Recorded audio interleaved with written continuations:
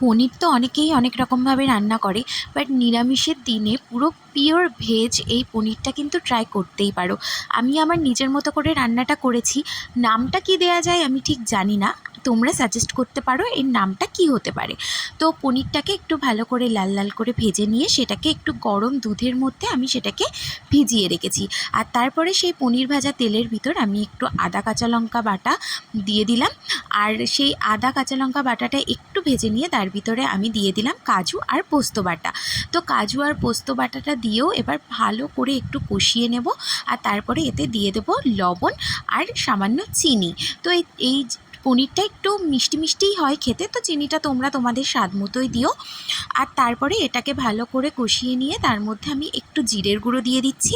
দিয়ে এটাকে ভালো করে নাড়িয়ে নিয়ে তারপরে যেই দুধে ভেজানো পনিরটা সেটাও আমি এর ভিতরে দিয়ে দেব।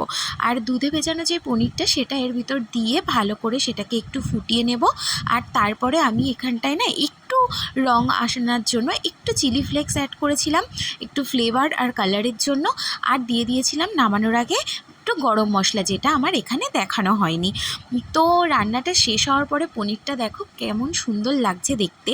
এই পনিরটা কিন্তু ফ্রাইড রাইস, রুটি, পরোটা সব কিছুর সঙ্গেই দারুণ লাগবে খেতে। একবার একটু তোমরা ট্রাই করে দেখতেই পারো এই পনিরটা কেমন লাগে। বাট পনিরটার নামটা আমি জানি না, তোমরাই সাজেস্ট করো এটার নাম কী দেওয়া যেতে পারে।